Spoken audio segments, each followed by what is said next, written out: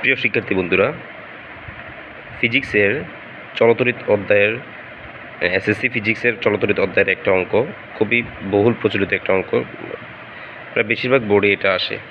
যেমন 60 ওয়াটের একটা বাল্ব প্রতিদিন 5 ঘন্টা করে 30 দিন জ্বালালে কত তড়িৎ শক্তি ব্যয় হবে?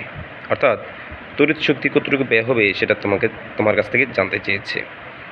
এবং কী দেওয়া আছে, যদি প্রতি ইউনিটের মূল্য 10 টাকা হয় তাহলে এই পরিমাণ বিদ্যুতের জন্য মোট ব্যয় কত? তাহলে ইউনিটের মূল্যটা দেওয়া আছে, প্রতি ইউনিটের মূল্য হচ্ছে 10 টাকা। তাহলে এখানে কি কি দেওয়া আছে সেটা তোমাকে আগে দেখতে হবে। দেখো, অঙ্ক করার পূর্বে তোমাকে জানতে হবে এখানে কি কি দেওয়া আছে। যদি তুমি এটা প্রপারলি জানতে পারো এবং রাইটভাবে লিখতে পারো, তাহলে তুমি যদি পুরোপুরি অঙ্কটা নাও করতে পারো তাও তোমাকে 1 বা 2 নাম্বার দিবে। বুঝতে পারছি? তাহলে চলো এখন আমরা অঙ্কটা সমাধান করে নিই। অঙ্কটা সমাধান করার আগে আমরা এইভাবে লিখব। হ্যাঁ, তোমরা পরীক্ষার খাতায় এইভাবে লিখতে পারো, দেওয়া আছে, বা এখানে দিয়ে লিখতে পারো, বা এখানে। ওকে, কী কী দেওয়া আছে বলো তো? এখানে পি অর্থাৎ ক্ষমতা দেওয়া আছে। ক্ষমতা পি সমান কত দেওয়া আছে স্যার? এই যে 60 ওয়াট।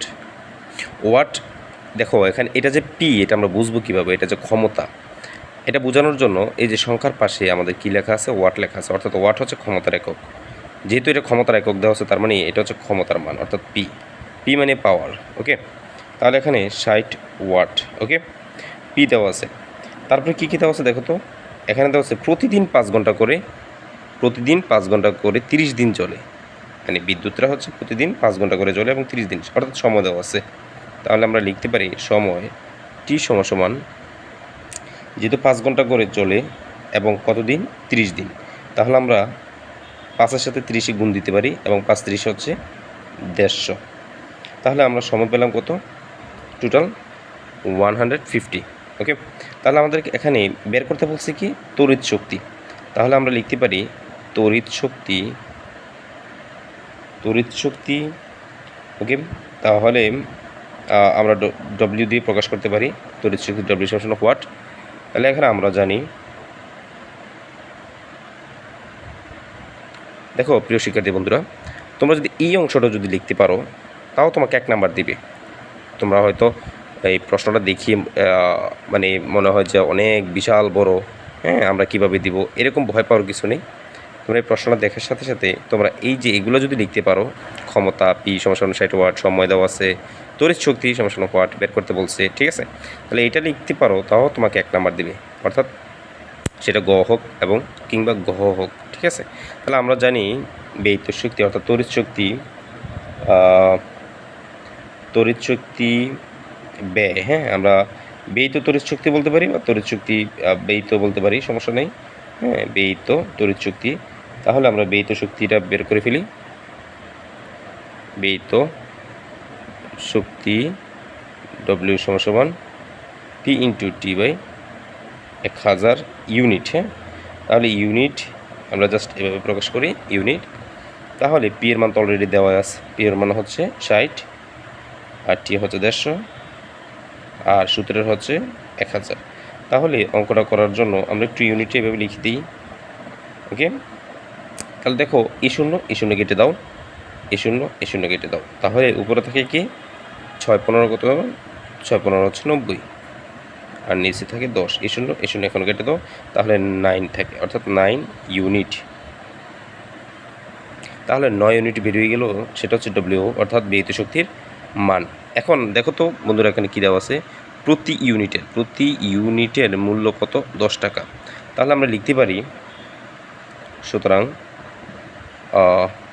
প্রতি ইউনিটের মূল্য 10 টাকা হিসাবে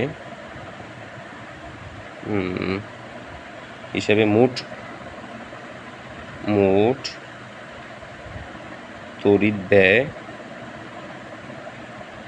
সমান 9 × 10 টাকা, অর্থাৎ 90 টাকা। এটা হচ্ছে বন্ধুরা অ্যান্সার। দেখো আমি আবারও বলছি, এখানে কী কী দেওয়া আছে। এখানে হচ্ছে 60 ওয়াটের একটা বাল্ব প্রতিদিন 5 ঘন্টা করে 30 দিন জ্বালালে কত তড়িৎ শক্তি ব্যয় হয়। তাহলে প্রতিদিন 5 ঘন্টা করে 30 দিন জ্বললে, অর্থাৎ একটা বাল্ব, ধরো তোমাদের বাসায় একটা বাল্ব আছে যেটা প্রতিদিন 5 ঘন্টা করে জ্বলে এবং 30 দিন জ্বলে, তাহলে মাস শেষে সেটা বিল কত টাকা আসবে। তো তোমাদের বাল্বটা হচ্ছে 60 ওয়াটের একটা বাল্ব। ওকে, তাহলে আমরা লিখতে পারি ক্ষমতা P = 60 ওয়াট এবং সময় হচ্ছে 5 × 30 অর্থাৎ 150 এবং ব্যয়িত তড়িৎ শক্তি হচ্ছে W = ওয়াট। তাহলে আমরা জানি ব্যয়িত শক্তি W = P × T/1000, এটা হচ্ছে সূত্র 1000। তাহলে P এর মান দেওয়া আছে এবং T এর মান বের করেছি এবং সূত্র 1000। তাহলে কাটাকাটি করে আমরা 90/10 অর্থাৎ 0 0 কেটে দিলে 9 ইউনিট। অর্থাৎ দেখো প্রিয় শিক্ষার্থী বন্ধুরা, এখন হচ্ছে W = 9 ইউনিট আমরা পেয়ে গেলাম। এখন আমাদের বলে দিছে যে প্রতি ইউনিটের মূল্য 10 টাকা হলে, তাহলে এর পরিমাণ বিদ্যুতের জন্য মোট ব্যয় কত টাকা হবে। তাহলে প্রতি ইউনিটের মূল্য 10 টাকা হিসেবে মোট তড়িৎ ব্যয় হবে 9 × 10 টাকা অর্থাৎ 90 টাকা। আশা করছি তোমরা বুঝতে পেরেছো। যদি কোনো সমস্যা থাকে তাহলে কমেন্ট বক্সে জানাও। ওকে, আল্লাহ হাফেজ, থ্যাংক ইউ।